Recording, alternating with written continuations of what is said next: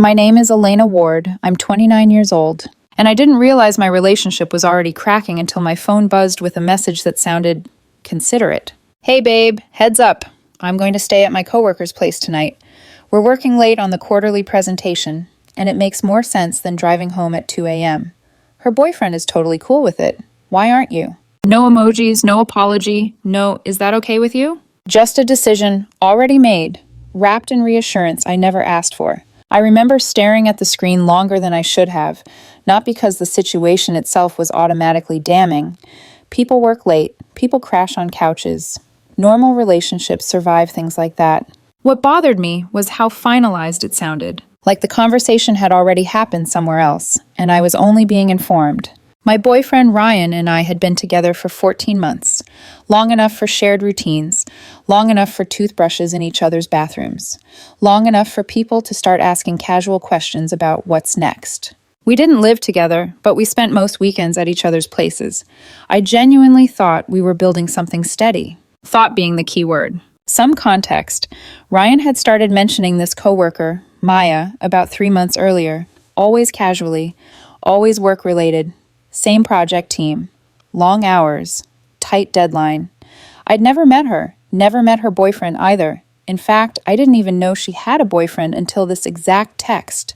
And that was the first crack. He didn't ask if I was comfortable with this arrangement. He told me it was happening, and preemptively told me her boyfriend was totally cool with it, like that should close the case. The "why aren't you" at the end didn't feel curious. It felt like a dare. I typed back slowly. Me. I'm not comfortable with it.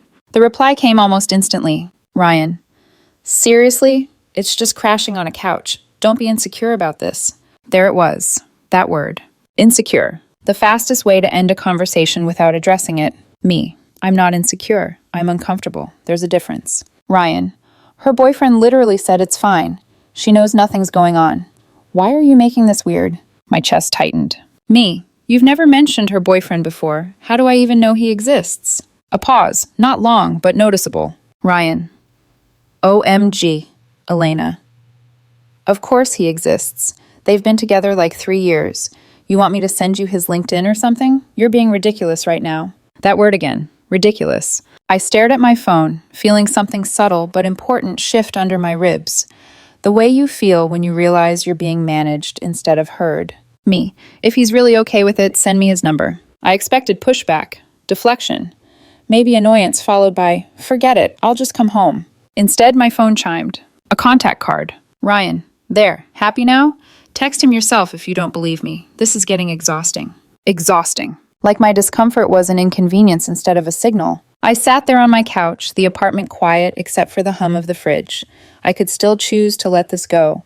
Pretend it didn't feel wrong. Swallow the knot in my stomach and tell myself this was what trust looked like. But trust, I was realizing, doesn't require you to ignore your instincts. I didn't introduce myself politely. I didn't ask if he was cool with it. I sent him a screenshot. The message where Ryan said his boyfriend was totally fine with the sleepover. Then I typed, "Hey, I'm Ryan's girlfriend.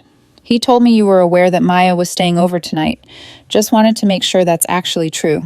I put my phone face down on the coffee table, made myself some tea I didn't really want, and waited. I didn't have to wait long. I didn't sleep much that night. Not because I was spiraling, strangely, I felt calm, but because some part of me knew that whatever happened next would change things permanently. You don't ask a question like that unless you're ready for the answer. My phone stayed face down on the table for maybe 10 minutes. Then it started vibrating.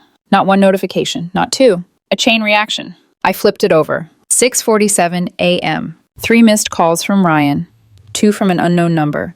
1 from another unfamiliar number. Longer. Local. Texts stacked on top of each other like they were tripping over themselves. I didn't open anything yet. I just sat there on the edge of the couch, tea gone cold in my hands, watching the screen light up again. And again. When I finally unlocked my phone, the truth arrived all at once. From the unknown number, the one I'd texted, "Thank you for telling me. I had no idea. I'm so sorry you're dealing with this too." That single sentence landed heavier than all the others combined. Because apologies don't come from people who were totally cool with it. I opened Ryan's messages next. "Ryan, what did you do? Why would you text him? You literally ruined everything." Ryan, "It was innocent. Nothing happened. Nothing was going to happen." Ryan, "You need to call me right now. This is not okay." The unknown number, the coworker's boyfriend, followed with more detail. Apparently, he'd received my message around 11:30 p.m. Apparently, he'd stared at it for a full minute, trying to make it make sense. Because according to him, his boyfriend hadn't said a word about a coworker coming over. He'd said he was working late at the office. Then he said he might crash at a buddy's place downtown. Not at their apartment. Not with someone else on the couch. He grabbed his keys and drove straight home. What he found wasn't an affair in progress. No tangled sheets, no panicked scrambling, but it wasn't nothing either. Ryan and Maya were sitting on the couch together. Laptop open, slides pulled up, Netflix playing softly in the background like ambiance. Midnight work session, movie streaming, together, alone, in his apartment. The confrontation was immediate. Voices raised, questions fired, answers stumbling over each other. Maya insisted nothing had happened, that it was purely work, that she'd been told it was fine. Her boyfriend asked a simple question she couldn't answer. If this was so innocent, why did I have to hear about it from your boyfriend instead of you? Ryan wasn't there for that part, but the pattern was the same. Deflect, minimize, blame the person asking questions. The coworker tried to frame it as a misunderstanding. Said he forgot to mention she was coming over. Forgot. You don't forget to mention another person spending the night in your shared space. You omit it, because you know how it looks. The argument escalated fast. 3 years of unease came spilling out. Late nights that didn't quite add up. Texts turned face down. Names mentioned casually, then not at all. The sleepover wasn't the betrayal. It was the confirmation. Maya was told to leave. She left around 1 a.m., drove home, and spent the rest of the night calling me. I didn't answer. I'd silenced my phone after sending that screenshot, not out of cruelty, but out of self-preservation. I knew whatever came next wouldn't be clean or calm, and I wanted to face it with a clear head. Now, with the sun barely up, the fallout was unavoidable. I made coffee. Strong, bitter, grounding. As I stood in my kitchen, mug warming my palms, one question kept looping in my mind. If this was really innocent, why did it require so many lies? Why did he lie to his boyfriend about where he was? Why did Ryan assume, without confirmation, that the boyfriend was cool with it? Or worse, why did he say it knowing it wasn't true? I called Ryan at 8:02 a.m. He picked up before the first ring finished. Do you have any idea what you've done? He said. No hello, no pause.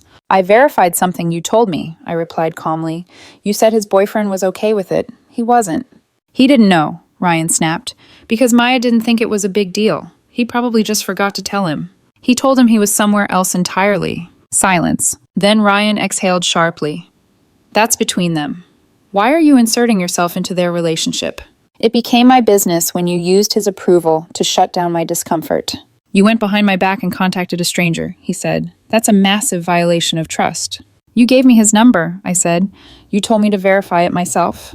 I didn't think you'd actually do it, he shot back. It was supposed to reassure you. Then why did the truth blow everything up? He didn't answer that. Instead, he changed tactics. I need space, he said. I can't talk to you right now. You've crossed a line. The irony almost made me laugh. He hung up before I could respond. I stood there in my kitchen, phone still in my hand, realizing something important. The truth hadn't destroyed anything. It had just refused to stay quiet. The silence after Ryan hung up felt heavier than the argument itself. It wasn't the peaceful kind of quiet. It was the kind that hums, charged, waiting, like the moment after a glass shatters, but before anyone reacts. I set my phone down and stared at it, half expecting it to buzz again immediately. It didn't. An hour passed, then 2. By mid-afternoon, my emotions had rearranged themselves into something colder, sharper. Not rage, not sadness. Clarity. The kind that sneaks up on you when the fog finally lifts and you realize you've been standing in the wrong room for a long time. Ryan texted around 4:18 p.m. We need to talk about what you did. Not what happened, not what he lied about, what I did. He came over that evening without asking, the way he used to, like the space between us was still automatically his. He didn't hug me, didn't even look relieved to see me. He paced instead, running a hand through his hair, jaw tight, already rehearsing. You completely blindsided me, he said. Do you know how humiliating this is? I know how dishonest it was, I replied. That's not the point, he snapped. You went behind my back and dragged strangers into our relationship. You told me they weren't strangers, I said. You told me he knew. That doesn't mean you get to interfere. I watched him carefully then. The way he spoke wasn't defensive, it was accusatory, like I'd failed a test I didn't agree to take. You didn't even ask me what happened, he continued. You just assumed the worst. I asked you if I should be comfortable with it, I said. You told me to stop being insecure. That's because you were being insecure. There it was again.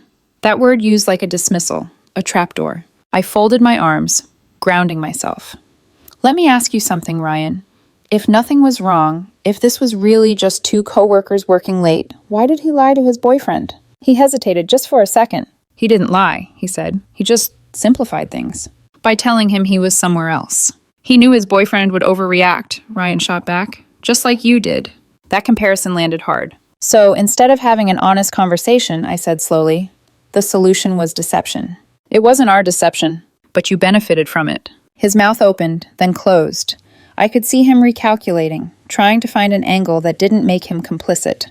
You're acting like we planned this, he said, like there was some scheme. I'm acting like you were comfortable with a lie that made my discomfort inconvenient, I replied. He stopped pacing. You've ruined my reputation at work, he said. People are talking. Maya's a mess. Her boyfriend broke up with her. Everyone thinks there was something going on. Was there? I asked quietly. He looked genuinely offended. Absolutely not. I believed him, mostly. Or at least I believed nothing physical had happened. But physical wasn't the only line. You let another man lie to his partner so you could spend the night in his apartment, I said. And when I questioned it, you told me I was the problem. That wasn't my responsibility, he said. I'm not the morality police.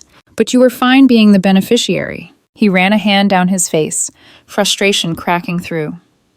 You always do this. You take things too far. You make situations bigger than they are. No, I said. I ask questions when things don't add up. He laughed once, sharp and humorless. You know what? This is exactly why people don't tell the truth, because someone always overreacts. That sentence stayed with me, because it explained more than he realized.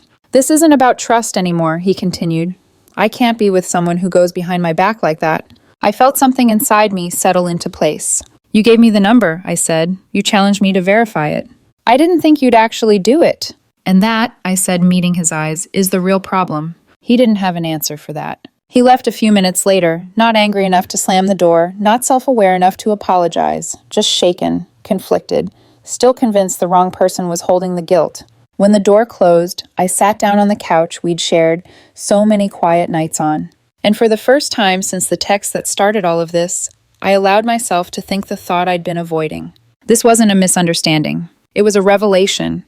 If this story had ended with Ryan walking out of my apartment, confused and defensive, it would have hurt. But it would have been clean. It didn't end there, because when lies unravel, they don't just collapse inward. They look for someone else to land on. By day 4, the pressure started coming from directions I hadn't expected. The first call came from a number I didn't recognize. I almost didn't answer. Something told me I should. Hello, I said. Elena, a woman asked. Her voice was calm, controlled, too calm. This is Ryan's mother. I'd met her exactly twice in 14 months. Lunch once, coffee another time. Pleasant. Polite. The kind of woman who smiled with her mouth but measured you with her eyes. I don't know what kind of game you think you're playing, she continued, but my son is devastated, and frankly, I'm appalled by your behavior. I leaned against the kitchen counter and closed my eyes. I'm not playing a game, I said evenly. You contacted complete strangers behind his back, she said. You embarrassed him. You interfered in someone else's relationship. Ryan gave me the contact information himself, I replied. He told me to verify the situation if I didn't believe him. A pause. A real one. He didn't mention that part, she said. I'm sure he didn't. Well, she said after a moment, regaining momentum, regardless, partners are supposed to trust each other. You should have trusted his judgment. I trusted the information he gave me, I said. It wasn't accurate. Silence again. Thinner this time.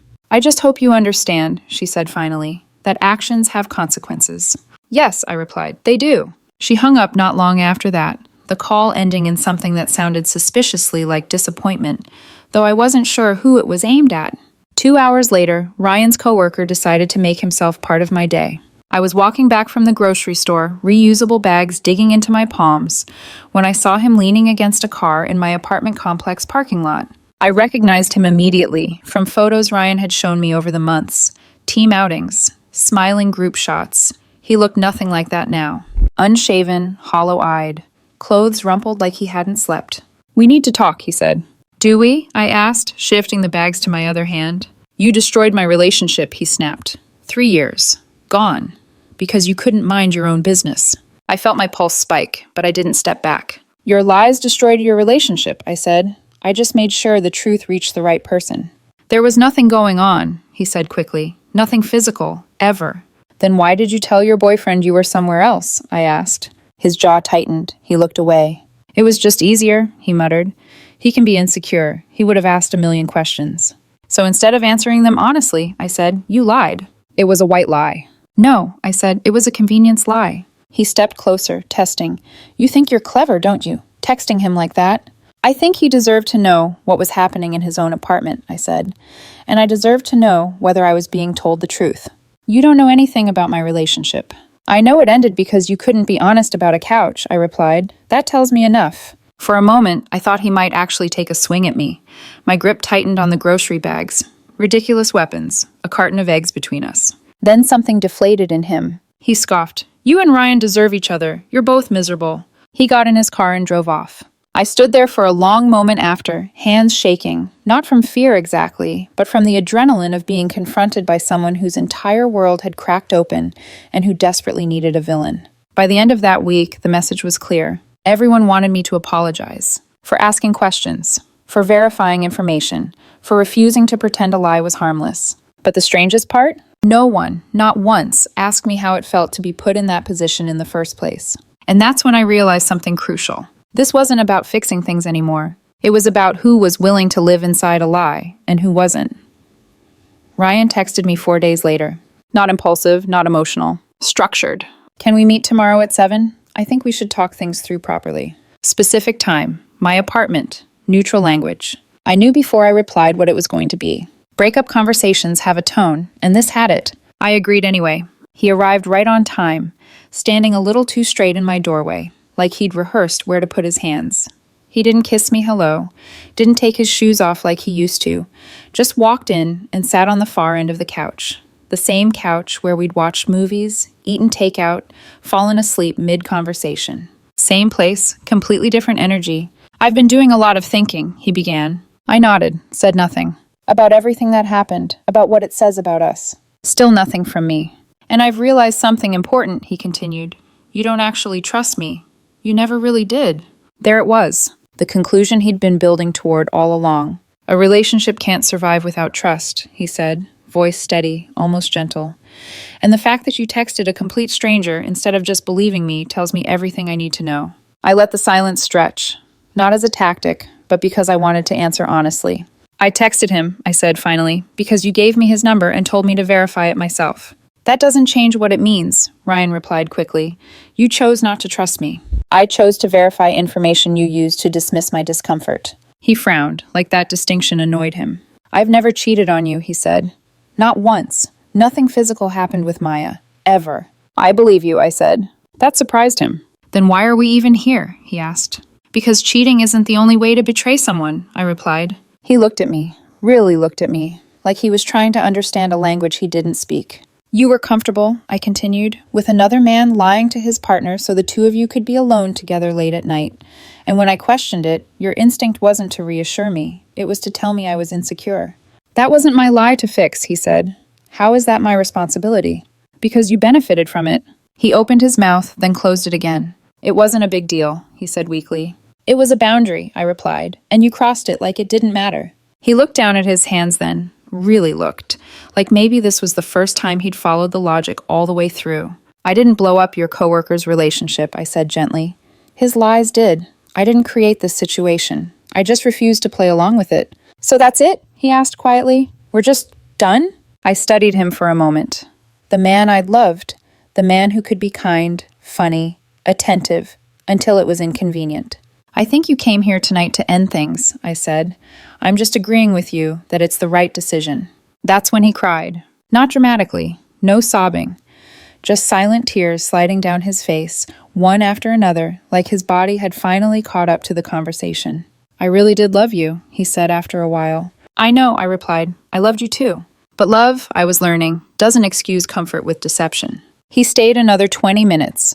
Collected the few things he'd left at my place over the months, a hoodie, a charger, a book he'd never finished. All of it fit easily into a single bag.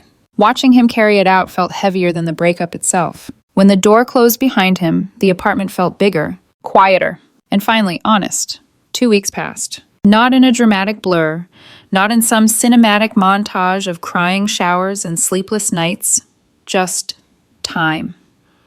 Ordinary days, stacking on top of each other, slowly dulling the sharpest edges. That's how you know a decision was right, even when it hurts. The fallout settled into its final shapes. Ryan's coworker and his ex-boyfriend were done for good.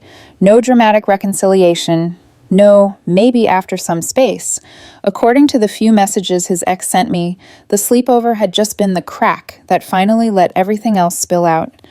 Once he started looking closely, he found months of half-truths, late nights that didn't line up, stories that changed slightly each time they were retold. He moved out and stayed with his sister while he figured out his next steps. He told people I was a paranoid control freak who destroyed his life over nothing. Some believed him. Most didn't. Because I lied about where I was so I could be alone with my coworker isn't a story that improves with repetition. Ryan and I didn't speak again. His mother tried to call once more. I let it go to voicemail. A text from one of his friends followed. Something about how I'd ruined a good thing by being insecure. I didn't respond. There was no version of that conversation that ended with understanding.